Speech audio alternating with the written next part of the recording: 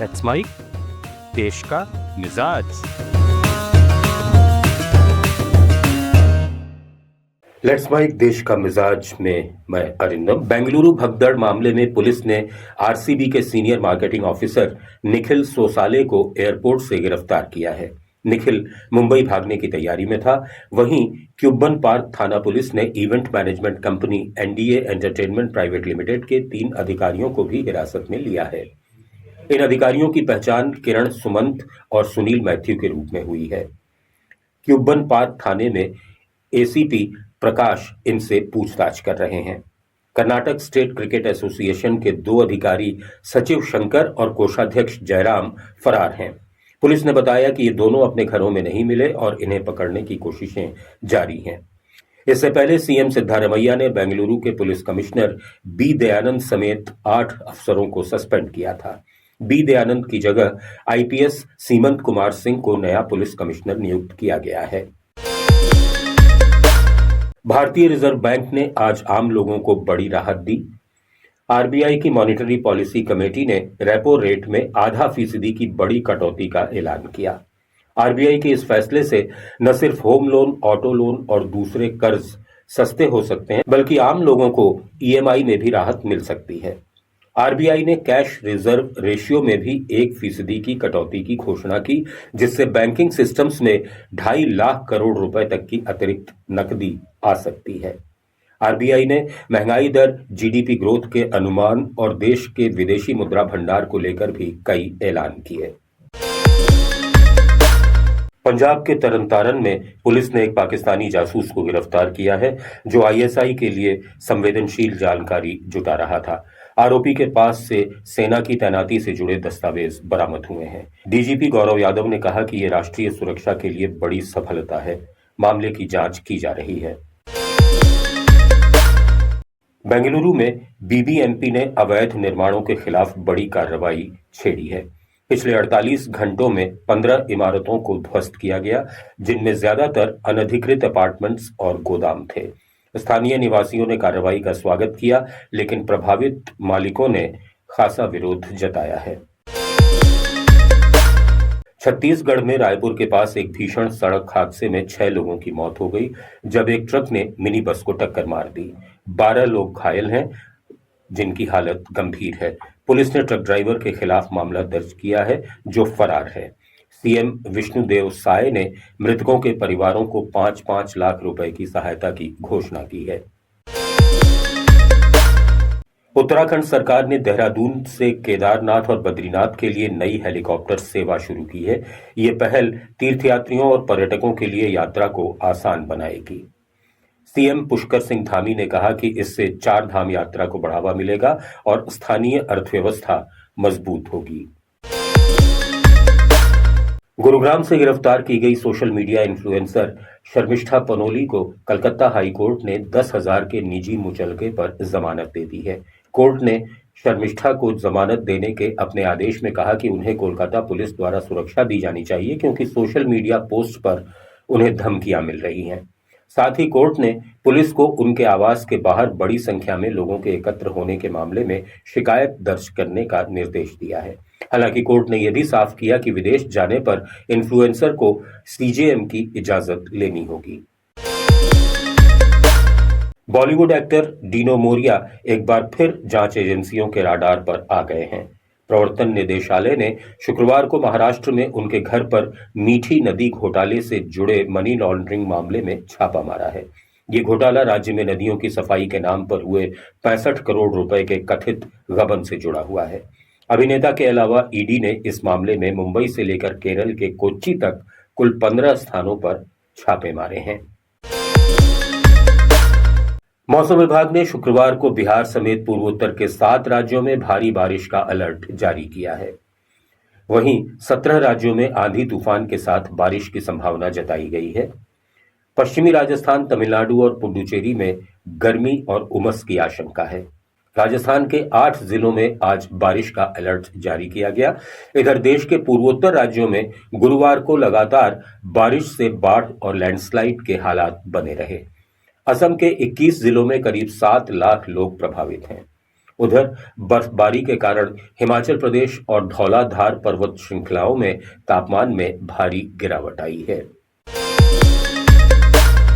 भगोड़े कारोबारी विजय माल्या ने दावा किया है कि देश छोड़ने से पहले वो तत्कालीन वित्त मंत्री अरुण जेटली से मिले थे और उनसे कहा था कि वो एक बैठक के लिए जनेवा जा रहे हैं और वापस लौटेंगे, लेकिन उनका पासपोर्ट निरस्त कर दिया गया, जिसके कारण वे वापस नहीं आ पाए। माल्या ने खुद को चोर कहे जाने पर कहा कि मुझे भगोड़ा कह रहे हैं, लेकिन मैं भागा नहीं। मैं तय कार्यक्रम के तहत विदेश गया और वापस नहीं आया क्योंकि मेरे पास सही वजहें थीं। उन्होंने किंगफिशर एयरलाइंस की नाकामी पर पहली बार सार्वजनिक माफी मांगी और कहा कि मैं किंगफिशर एयरलाइंस की विफलता के लिए सभी से माफी मांगता हूं। माल्या ने यह बयान बिजनेसमैन राज शमानी के साथ पॉडकास्ट में दिए हैं, जो शुक्रवार को रिलीज किया गया है। उधर गुजरात के अमरेली जिले में मानसून की भारी बारिश ने तबाही मचा दी है।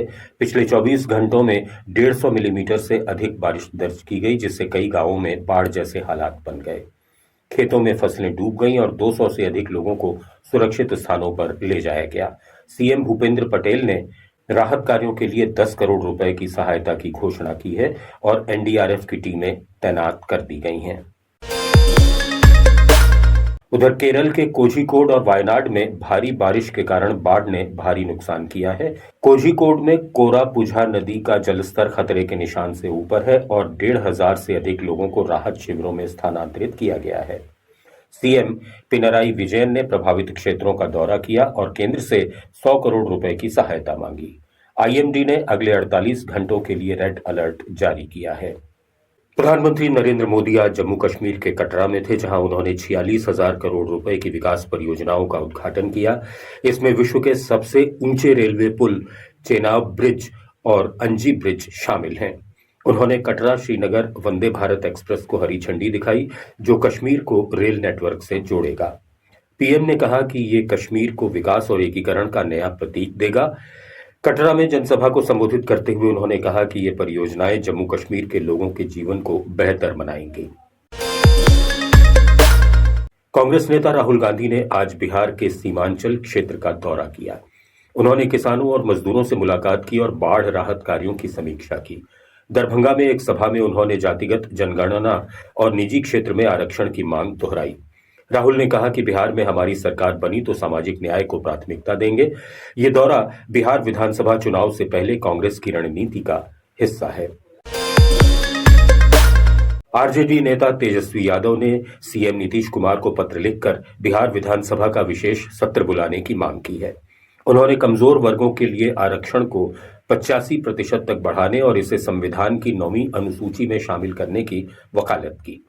तेजस्वी ने तमिलनाडु के 69% कोटे का उदाहरण देते हुए कहा कि बिहार में सामाजिक न्याय को मजबूत करना जरूरी है।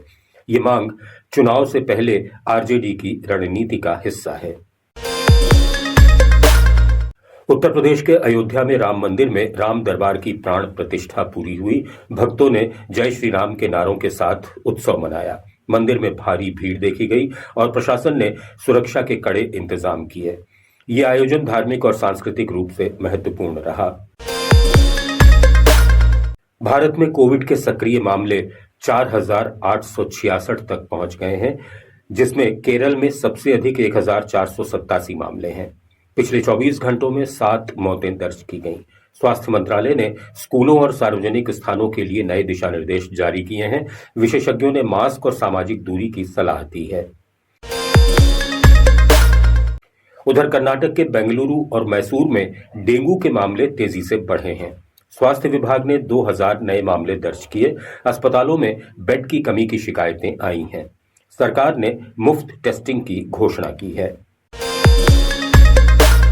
राजस्थान के उदयपुर में मेनार वेटलैंड कॉम्प्लेक्स और फलौदी में खीचन वेटलैंड को 5 जून को रामसर साइट का दर्जा मिला। ये भारत की 91वीं और 92वीं रामसर साइट्स हैं, जो वैश्विक स्तर पर महत्वपूर्ण वेटलैंड्स के रूप में मान्यता प्राप्त हैं। मेनार में 3 तालाब, ब्रह्म तालाब, ढांड तालाब और खेरोड़ा तालाब शामिल हैं, जहां स्थानीय समुदाय ने वन्य जीव संरक्षण में महत्वपूर्ण भूमिका निभाई। खीचन वेटलैंड उत्तरी थार मरुस्थल में रात्रि नदी और विजय सागर तालाब से बना है। राजस्थान कृषि आदान विक्रेता संघ ने 5 जून से पूरे राज्य में हड़ताल कर दी है। ये हड़ताल श्रीगंगानगर में कृषि मंत्री किरोड़ी लाल मीणा की बीज कंपनियों के गोदामों पर छापेमारी के विरोध में है, जिन्हें व्यापारी गलत और उत्पीड़नकारी मानते हैं।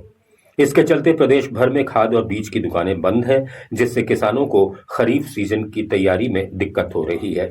संघ ने मांग की है कि छापेमारी की कार्रवाई वापस ली जाए और व्यापारियों के साथ उचित संवाद स्थापित हो। फ्रांसीसी एरोस्पेस कंपनी दसों एविएशन और टाटा एडवांस सिस्टम्स लिमिटेड ने भारत में राफेल फाइटर जेट की बॉडी के निर्माण के लिए एक महत्वपूर्ण करार किया है।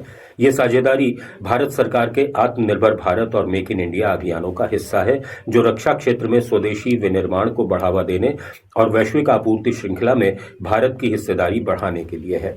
ये पहली बार है जब राफेल की फ्यूजलेज का निर्माण फ्रांस के बाहर होगा, जो भारत की एरोस्पेस क्षमताओं में बढ़ते विश्वास को दर्शाता है। केरल में भारी बारिश के कारण बाढ़ की स्थिति बनी हुई है। कोझिकोड और वायनाड में सबसे ज्यादा प्रभाव पड़ा। एनडीआरएफ और सेना ने 2000 से अधिक लोगों को सुरक्षित स्थानों पर पहुंचाया है। राज्य सरकार ने 50 करोड़ रुपए की सहायता राशि जारी की है। पंजाब में किसानों ने न्यूनतम समर्थन मूल्य की गारंटी के लिए प्रदर्शन तेज कर दिया है। अमृतसर और जालंधर में सड़क जाम की गई। केंद्र सरकार ने बातचीत की पेशकश की, लेकिन किसान संगठनों ने सख्त रुख अपनाया है। महाराष्ट्र में मराठा आरक्षण को लेकर विरोध प्रदर्शन बढ़ गए हैं। मराठा क्रांति मोर्चा ने मुंबई में रैली की। सरकार ने विशेष सत्र बुलाने का वादा किया, लेकिन प्रदर्शनकारी तत्काल कार्रवाई की मांग कर रहे हैं। श्रीलंका द्वारा 12 भारतीय मछुआरों की गिरफ्तारी के बाद तमिलनाडु के रामेश्वरम में विरोध प्रदर्शन हुए। सीएम एमके स्टालिन ने केंद्र से हस्तक्षेप की मांग की। मछुआरे हड़ताल पर हैं, जिससे मछली बाजार प्रभावित हुआ है। मौसम विभाग ने पश्चिम बंगाल के तटीय क्षेत्रों में चक्रवाती तूफान की चेतावनी जारी की है। कोलकाता और दक्षिण 24 परगना में अलर्ट है। मछुआरों को समुद्र में नहीं जाने की सलाह दी गई है। उत्तराखंड के नैनीताल और पौड़ी जिले में जंगल की आग से भारी नुकसान हुआ है। वन विभाग और सेना ने आग बुझाने के लिए हेलीकॉप्टर तैनात किए हैं। स्थानीय लोग वायु प्रदूषण से परेशान हैं। सूरत में डायमंड इंडस्ट्री पर वैश्विक मंदी का असर पड़ा है। 5000 से अधिक श्रमिकों की छटनी हो गई है। उद्योग संगठनों ने केंद्र से राहत पैकेज देने की मांग की है।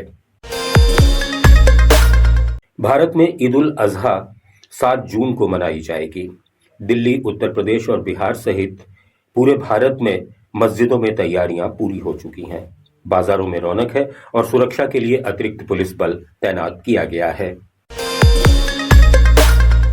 ऑपरेशन ब्लू स्टार की 41वीं बरसी और उस दौरान मारे गए जरनैल सिंह भिंडरावाले की पुण्यतिथि के मौके पर स्वर्ण मंदिर परिसर में एक बार फिर खालिस्तान समर्थक नारे गूंजे। शुक्रवार को शिरोमणि अकाली दल अमृतसर के प्रमुख और सांसद सिमरनजीत सिंह मान जब स्वर्ण मंदिर पहुंचे तो वहां मौजूद समर्थकों ने खालिस्तान जिंदाबाद के नारे लगाए। आपको बता दें कि हर साल ऑपरेशन ब्लू स्टार की बरसी पर अमृतसर में कड़ी सुरक्षा के बीच श्रद्धांजलि और विरोध कार्यक्रम होते हैं। इस बार भी स्वर्ण मंदिर परिसर के अंदर और बाहर सुरक्षा बलों की तैनाती बढ़ा दी गई थी। खालिस्तान जिंदाबाद जैसे नारों से एक बार फिर सुरक्षा एजेंसियां सतर्क हो गई हैं। हालांकि अभी तक किसी बड़े टकराव या हिंसा की खबर नहीं है। आप सुन रहे थे let's mic more than radio. Follow कीजिए हमें हमारे सोशल मीडिया प्लेटफॉर्म्स पर।